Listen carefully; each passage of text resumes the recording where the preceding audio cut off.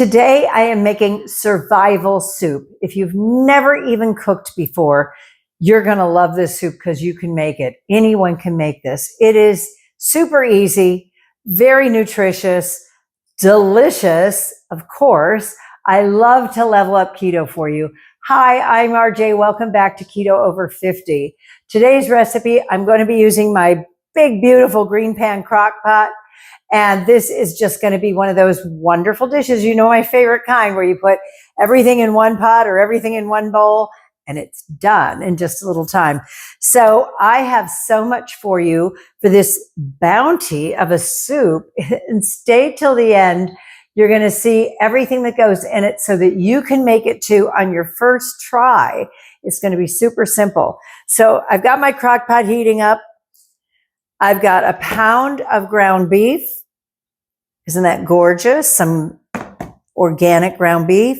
I have two chicken breasts. I was going to say 2 cups. I have 2 cups of, okay, it's 2 chicken breasts that I cut up that equal about 2 cups of chicken breast. I have some stock. I have some bacon. I have a rotisserie chicken because the carcass from that is going to impart so much flavor and collagen from the bones. A few weeks ago, I made sausage balls, and they're cream cheese sausage balls with cheddar cheese, and they were a little plain. So in my recipe under this video, I suggested a few tweaks, and I'll tag that recipe at the end of this video so you can see how I changed the original recipe. I know there's a ton of cream cheese sausage balls all over the internet right now, but these were good. I just thought they could be better, and I'll tell you how in the description, okay? I have celery, zucchini, carrots. I have 1 little tiny sweet potato because it's got good potassium for you, and a big onion, and some fresh parsley. Let's get going. So I have all the vegetables prepped and ready to go. I wanted to show you this. This was one of my Christmas presents this year. A friend of mine who knows I cook got me this little bowl. So I have things jumping all over the place all the time. Anyway, I rinsed off and sprayed the little baby carrots, and it drains right into the sink. Isn't that cute? So very helpful.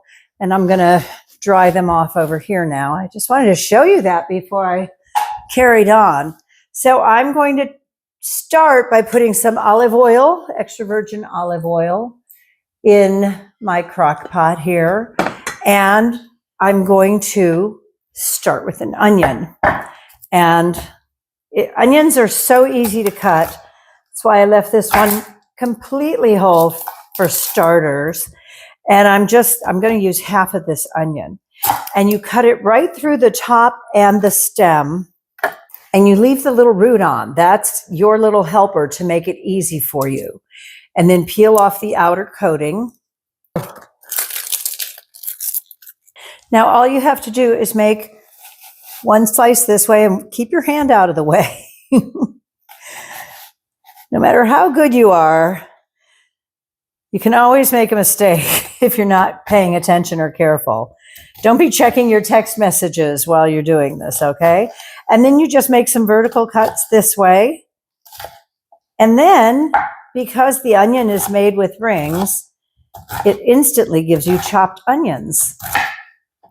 Can you see that? How easy is that? And all these pieces will come apart. And in 2 seconds, and a few tears, you'll have a half a chopped onion. Voila. Okay. We're going to put that. Ooh.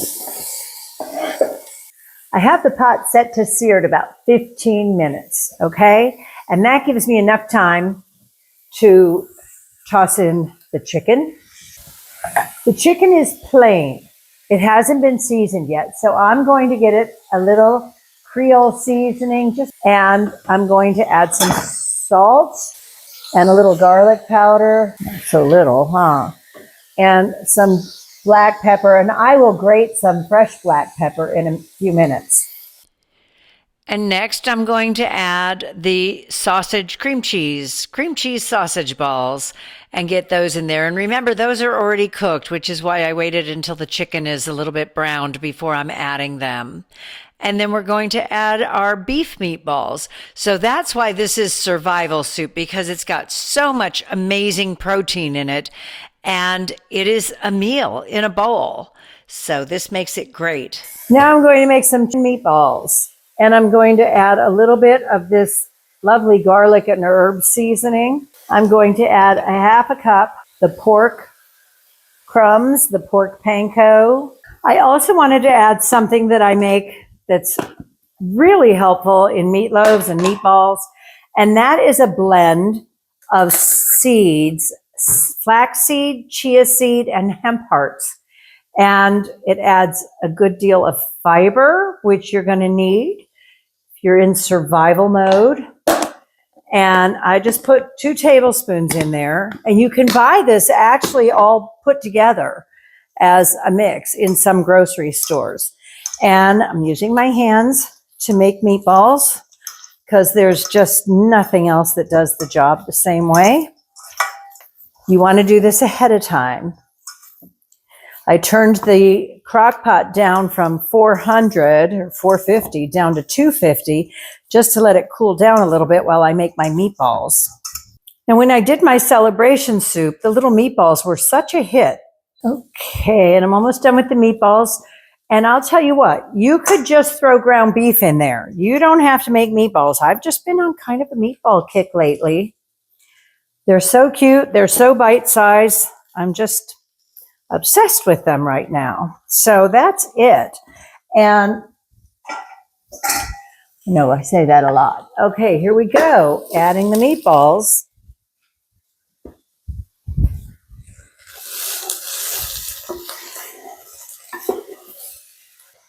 Okay, and here I just cut up about 2 pieces of bacon. Again, we're just talking about creating a flavor bomb here. Okay, I just lowered the temperature on the crock pot to 225. I'll have everything written down in the description below. But this is the culprit that started all this. Was I had a chicken. I made my wonderful risotto with it the night I bought it, with some riced cauliflower and some Alfredo sauce. That was wonderful. But we want to be able to have more flavor. And the way we do that is by using some of these bones. Now, I don't like to use the little bitty bones, but here's a thigh bone that I can throw in there. The little bones sometimes can cause anxiety because I'm afraid someone's going to get a bone in their mouth and it's going to choke them. So I don't like to use the little breastbones in there. So now I'm going to add some base.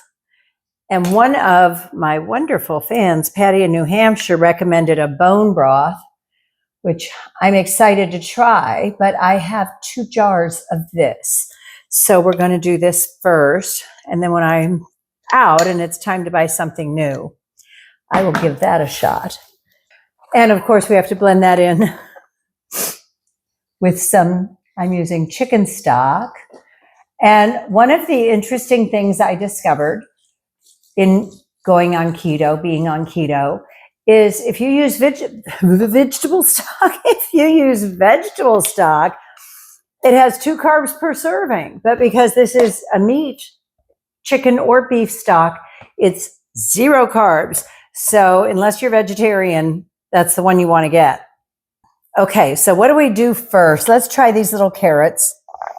And even though they're little, they're not little enough. You know, I love my little tiny pieces of everything. Makes it so much easier to eat. Just shovel them in your mouth faster.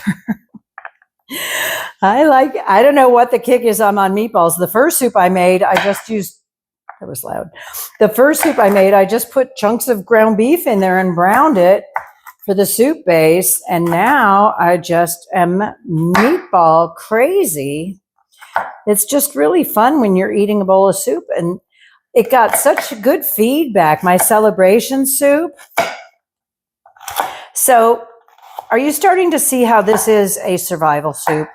This has so many good ingredients in it.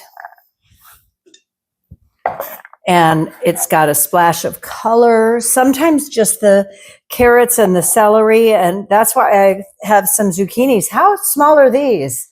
That's all they had at the store today. That's why I got them.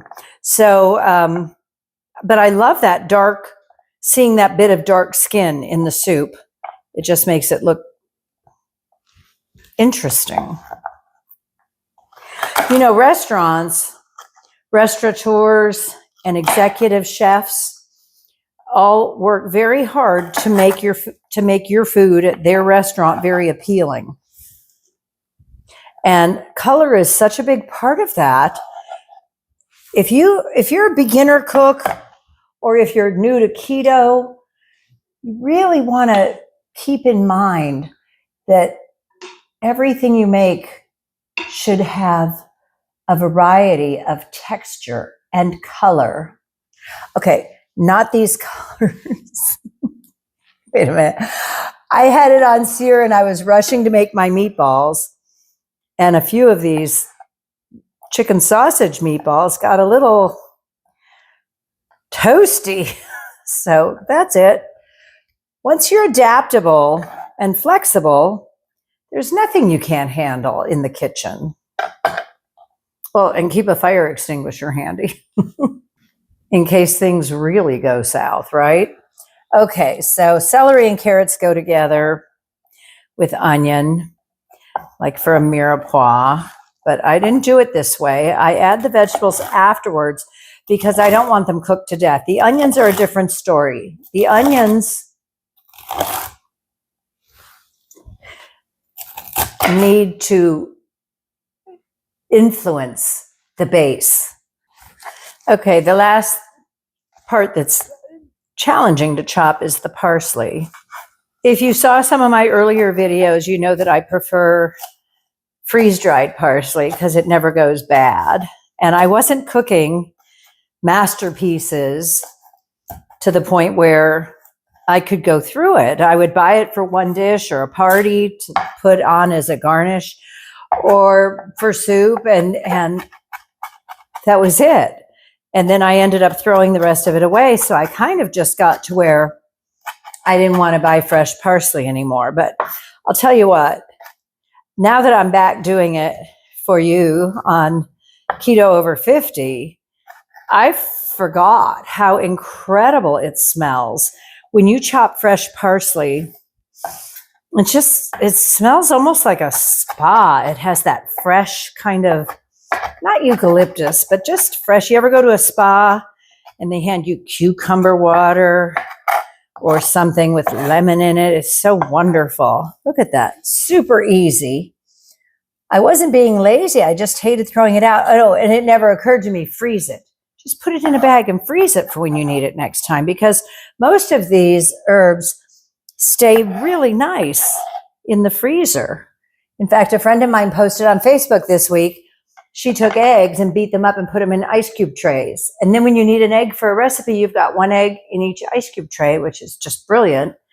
I was wondering, do you need to beat them together, or could you just open one egg and put it in each ice cube tray? Do you know? If you know, please comment down below. Give me that little hack. I would think, well, first of all, if you're going to use them to cook, it wouldn't really matter if they were beaten or whole. But I bet you could do some really creative things if you could keep them whole. Okay, now this is one little sweet potato. In fact, just how much sweet potato I have here, because I'm going to give you the macros for it. Stack them up here. I know I should put a dish on here. Settle down, you guys. 7, it's 6.9, 7 grams. I'll have that down below in the description for you, along with the macros. I take it seriously. I take what I'm doing very seriously, but not to the point of stressing because you have to make something for dinner. Make it fun. Okay, the best way I have found to dice zucchini is to slice it lengthwise and then slice it lengthwise again. If you have a big, decent sized zucchini, cut it a few times. And just like the onion, you've got these little squares ready to go. Look at that. Boom. One went flying over the island. He was ambitious. He's like, I'm not getting in there. Okay, so again, you just slice them lengthwise, lay them down on their side, slice them lengthwise again. I'm not dicing the zucchini quite as tiny as I did for my celebration soup. That was all about making everything in the bowl look like confetti. It's really fun. This is all about survival. And you make such a big pot of this, and then you can put it in freezer containers. If the power goes out, you could heat it up on the barbecue grill in a pan. Okay, look how vibrant this is. That's why I put the little bit of sweet potatoes in there. It's got the chicken. It's got, and there's a bone.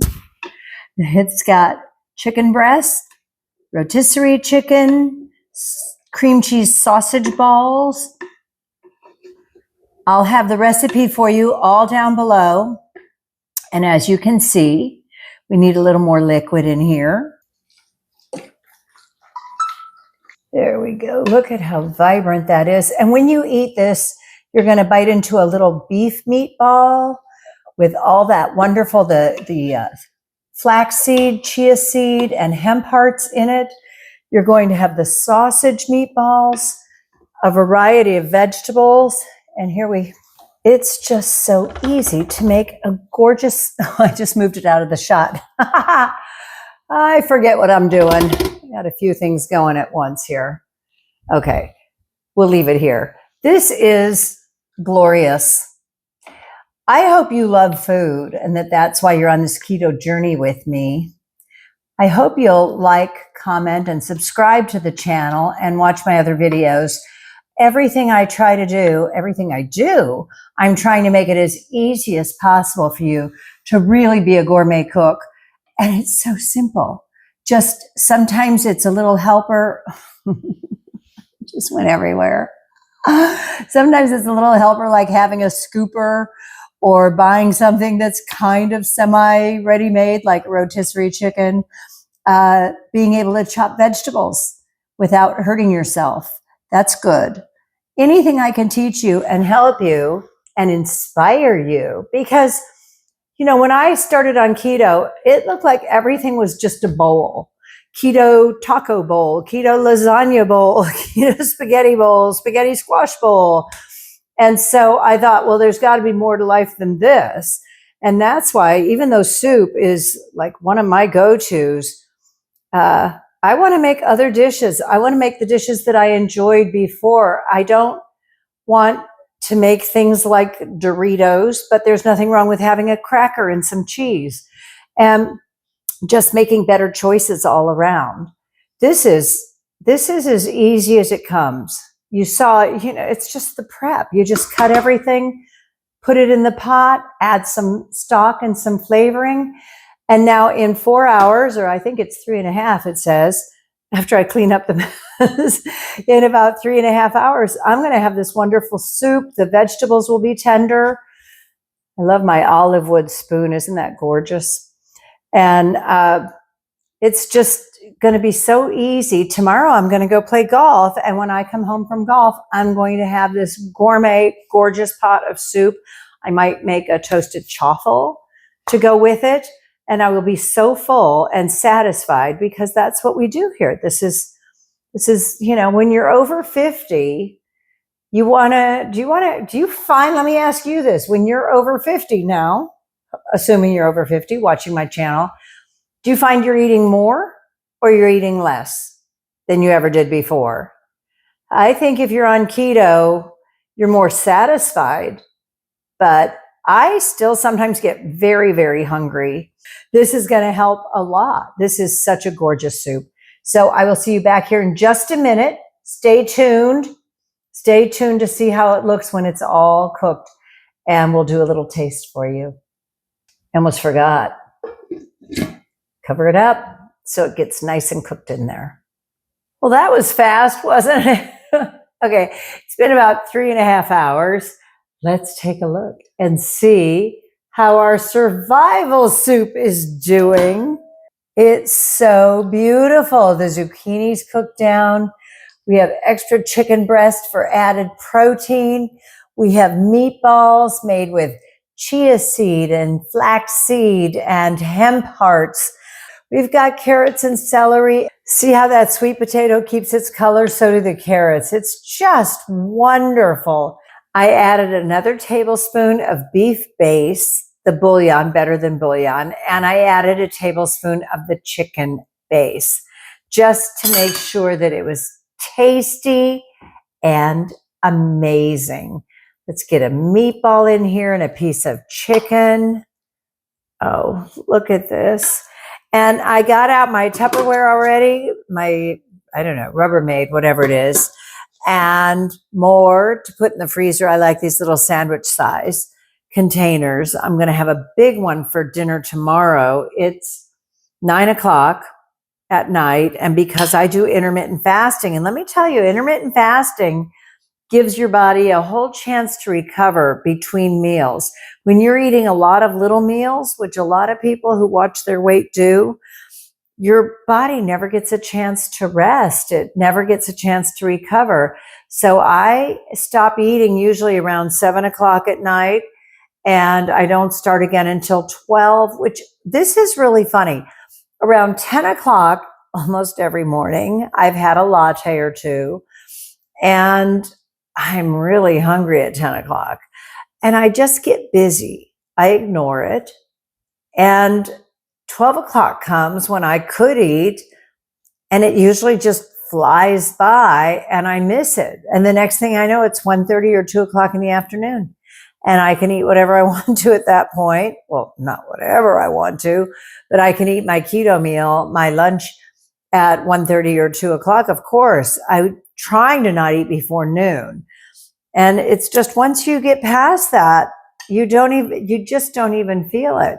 And I end up eating today. I ate at 3 o'clock because I just got busy. I ran to the store to buy everything for soup. Okay, so I just have a little bit in here. Let me show you. It looks so good and nice and tasty. And I have a beef meatball and chicken. You know, I forgot I put a little bacon in there, and that's delicious. It adds that smoky, that little bit of hickory smoke.